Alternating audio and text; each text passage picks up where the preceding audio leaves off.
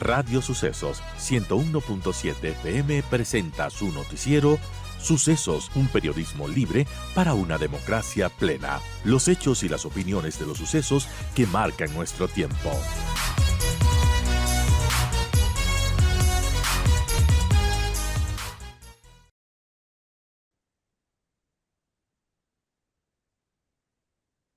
Amigos, estamos listos con nuestra invitada Andrea Bernal desde Colombia, es periodista ecuatoriana y bueno, la noticia que nos convoca es una noticia triste porque hay luto nacional en Colombia, un homenaje que se dio en el Capitolio de Colombia en el funeral de Miguel Uribe Turbay. Colombia está llorando a este joven político que era una promesa en realidad en el país presidenciable, pero que ahora su voz, su luz se ha apagado.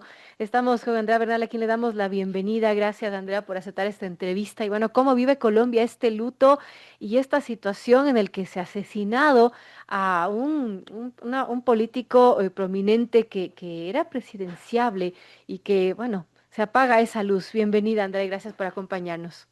No, al contrario, Verónica, a ustedes por la invitación, gracias. Con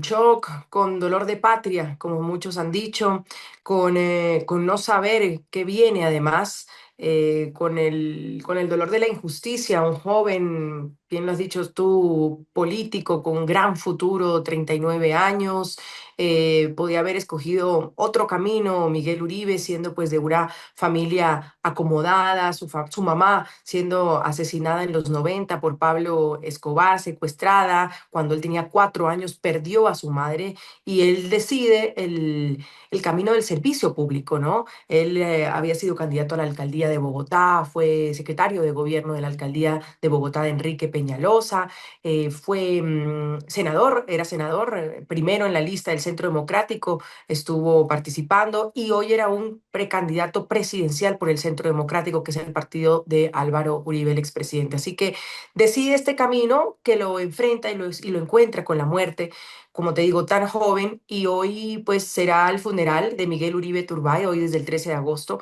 Eh, Lunes y martes fueron, tú bien lo dices, la capilla ardiente en el Capitolio, donde han ido miles y miles de ciudadanos, personas, amigos, incluso hoy esta mañana está Christopher Landau, el subsecretario de Estado de los Estados Unidos, ha llegado hasta Estados Unidos para rendirle homenaje a Miguel Uribe y también para saber qué es lo que está pasando en Colombia. Así que con dolor podríamos decir todos como qué fue lo que pasó aquí, en qué país estamos, que se permitió o que pasó esto que nos tiene aterrados a todos. Bueno, ¿y qué es lo que se dice después de su muerte? Porque, bueno, para muchos esto es algo que ya vivió Colombia hace algunos años y que ahora vuelve a ocurrir. Ocurrió también en el Ecuador. Hace 2 años asesinaron a un candidato presidencial. ¿Qué está pasando en Colombia, en Ecuador, en la región, que se llega al extremo de asesinar a políticos? Pues yo creo que ha pasado que se dejó tomar avance, se dejó tomar camino del crimen organizado. Cuando uno como gobierno o como Estado da prebendas y prebendas y prebendas y en lugar de apretar, dicen algunos expertos en seguridad, lo que haces es soltar, soltar, soltar, entonces pasan este tipo de cosas según pues los que saben.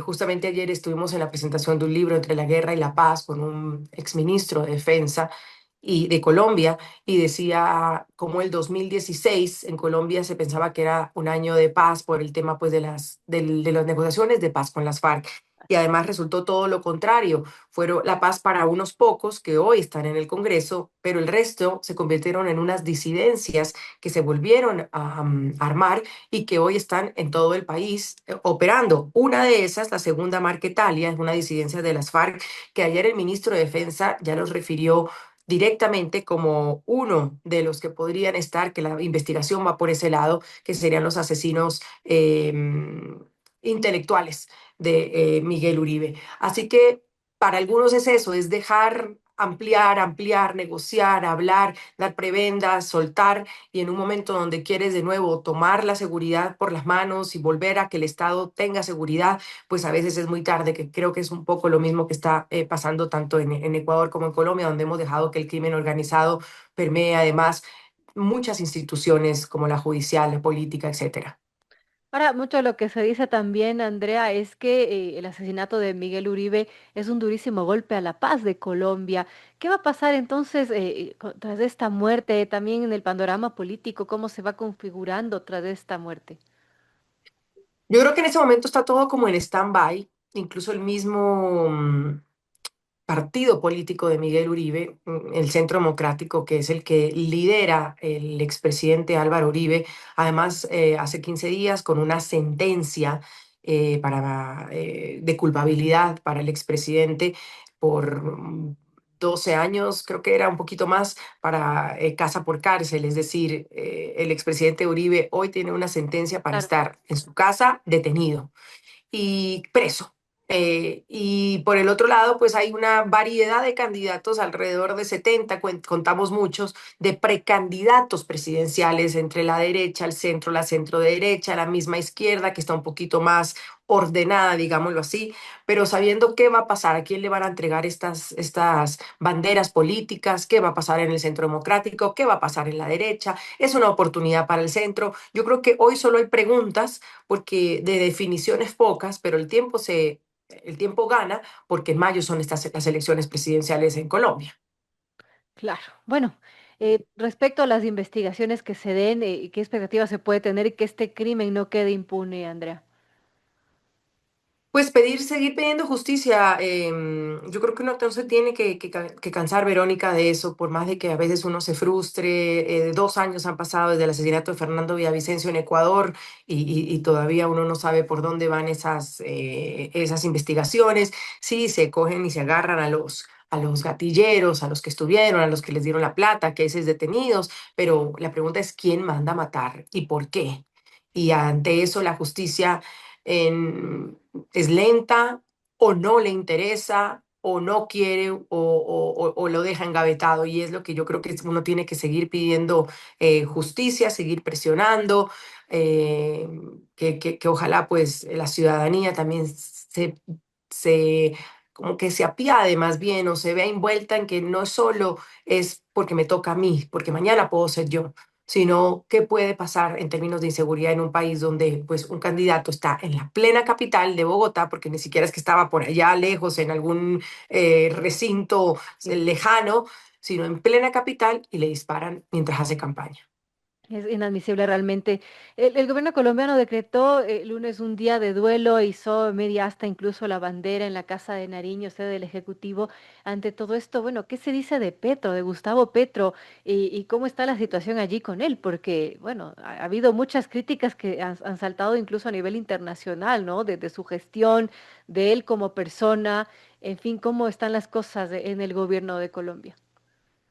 Difícil, yo creo que mal además, yo creo que mal, yo creo que a Gustavo Petro no llenó las expectativas de los colombianos cuando él dijo que llegaba con el cambio, con los cambios sociales, siendo el primer gobierno de izquierda además que llegaba a Ujú. este país y que tenía sin duda unas expectativas muy altas por una población que votó sinceramente por él y que creía en su proyecto.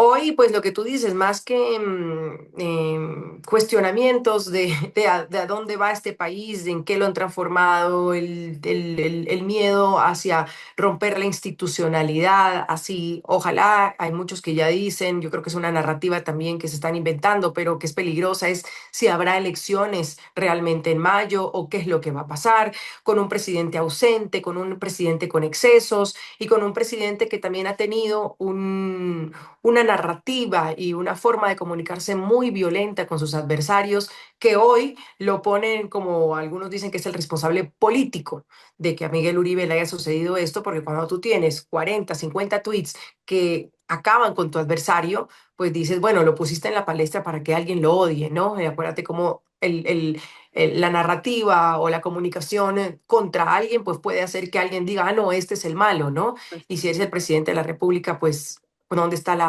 el ejemplo que debes llevar de una narrativa en paz, de una comunicación tranquila, de diálogo, que hoy por hoy pues en Colombia no hay una nación polarizada Mm. y que habrá que esperar qué deciden los políticos, quién empieza a unirse realmente, si hay una unidad de la centro, de la derecha, para decir vamos a llevar y vamos a llevar las banderas de Miguel Uribe y no vamos a permitir que esto salga, pero vamos a unirnos para ganarle a Gustavo Petro y esto está por verse.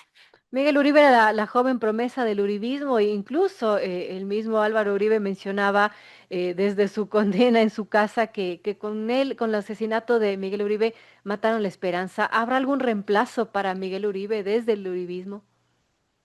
Hoy no lo sé, hoy no lo sé, la verdad, no sé cómo moverán sus fichas en el uribismo, tendría que hacerlo el mismo presidente Uribe. Todavía tiene él, yo creo, esa fortaleza de decir, este es el que es, como lo tiene Petro, de decir, este es mi Pese a que candidato. tengo una condena. Sí, porque políticamente, políticamente sigue siendo el líder de este partido y políticamente sigue siendo un referente en Colombia. Entonces, habrá que ver cómo se articulan con los otros partidos políticos, porque la derecha no es solo el centro democrático. Está el liberalismo, está Cambio Radical, están los independientes que han salido a buscar firmas. Que pueden sentarse a conversar con Álvaro Uribe y ver qué va a hacer Álvaro Uribe, porque él tenía otras precandidatas, unas dos mujeres más, y quién se suma a esto y al final quién decide. No, en este momento no sabría decirte para dónde va a agarrar el presidente Uribe y con quién se va a sentar a conversar para sacar un candidato de su partido. Bueno, veremos qué sucede los siguientes días. Yo quiero agradecerle a Andrea Bernal, periodista ecuatoriana que reside en Colombia, por este diálogo y por, bueno, darnos una visión más a fondo de lo que está ocurriendo en el país vecino. Gracias nuevamente, Andrea. A ti, Verónica, un abrazo. Amigos, 8:57, corte, volvemos enseguida para despedirnos.